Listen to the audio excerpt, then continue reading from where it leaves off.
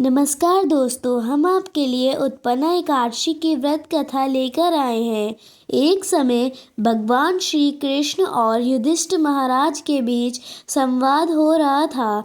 युधिष्ठिर महाराज बोले, भगवान आप कहते हैं कि सहस्त्र यज्ञ करने से जो फल प्राप्त होता है उसकी तुलना मात्र एक एकादशी के व्रत से मिलने वाले फल से नहीं की जा सकती। कृपया आप मुझे बताइए कि ये एकादशी इतनी विशेष क्यों है और किस प्रकार यह इतनी मंगलमय बन गई। उसके उत्तर में भगवान श्री कृष्ण कहने लगे, राजन, मार्गशीर्ष मास के कृष्ण पक्ष में आने वाली एकादशी पर भक्त को एकादशी का व्रत करना प्रारंभ करना चाहिए। इसे उत्पन्ना एकादशी कहते हैं। इस प्रकार भगवान ने उत्पन्ना एकादशी की व्रत कथा शुरू करी। सतयुग में एक समय मूल नामक एक अत्यंत भयानक दैत्य रहता था, जिसने अपने क्रोध और बाहुबल से स्वर्ग के राजा इंद्र देव सहित समस्त देवताओं को पराजित करके अपने नियंत्रण में कर लिया था। इसलिए इसे तिथि से मुक्ति प्राप्त करने हेतु ब्रह्मा जी की अध्यक्षता में सभी देवता शिव जी की शरण में पहुँचे और स्वयं को बचाने के लिए भोलेनाथ जी से प्रार्थना करने लगे। तब भोलेनाथ बोले, हे देवराज इंद्र, इस घोर कष्ट में मैं सृष्टि से आपको केवल भगवान श्री हरि मुक्ति प्रदान करा सकते हैं।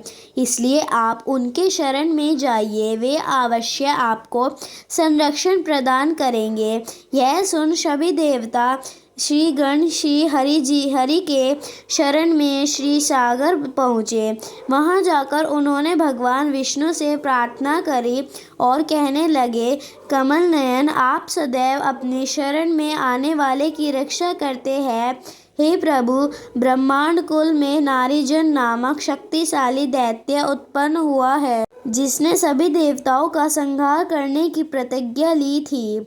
उसका पुत्र है मूंड, जिसकी नगरी का नाम है चंद्रावती, और इस दैत्य ने त्रिलोक में हाहाकार मचा रखा है।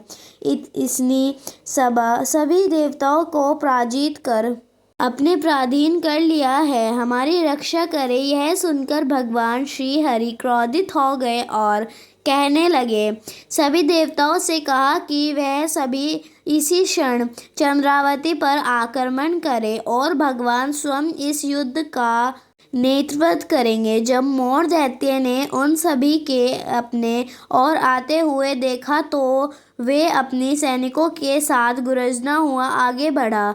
भगवान और मोर दैत्य के बीच भयानक युद्ध हुआ। मोर ने अपनी मायावती शक्तियों का प्रयोग किया और भगवान श्री हरि उसे परास्त कर रहे थे। इस प्रकार देवताओं की 1000 वर्षों तक यह युद्ध चलता रहा। इसके बाद भगवान ने अपनी एक दिव्य लीला प्रकट करी। भगवान अचानक युद्ध क्षेत्र से अदृश्य हो गए और बद्री का 1000 वर्षों अपनी एक दिव्य लीला प्रकट करी। भगवान अचानक युद्ध क्षेत्र से अदृश्य हो गए और बद्री के आश्रम में चले गए। वहाँ उन्होंने हेमावती नाम की एक अत्यंत सुंदर गुफा में विश्राम किया। जब मोर को यह बात पता चली कि भगवान विश्राम कर रहे हैं, तो उसने निश्चय किया कि अब वो भगवान श्री हरि का वध कर देगा। तो वो उसी क्षण उस गुफा में पहुंच गया। उसी समय भगवान के शरीर से एक अति तेज में कन्या उत्पन्न हुई। वह बिजली के समान तीव्र और समस्त अस्त्र शास्त्रों से सुसज्जित इस कन्या ने मोर को युद्ध के लिए ललकारा। इस अत्यंत क्रांति में कन्या को देखकर मोर भी आश्चर्यचकित हो गया, लेकिन युद्ध की ललकार को उसने अनसुना नहीं किया और उसने भगवान को छोड़कर इस कन्या से युद्ध प्रारंभ कर दिया।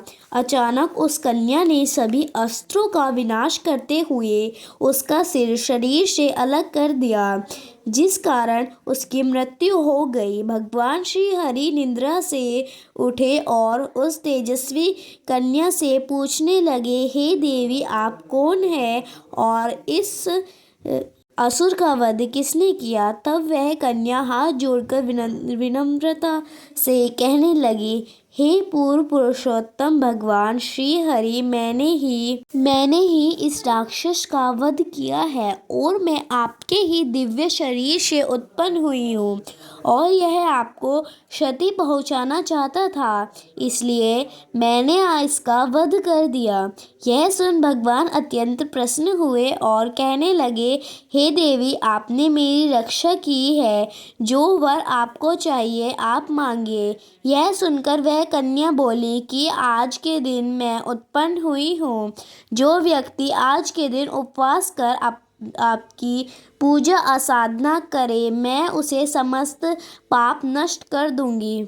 इस तरह भगवान श्री कृष्ण ने उत्पन्ना एकादशी कथा संपूर्ण करी।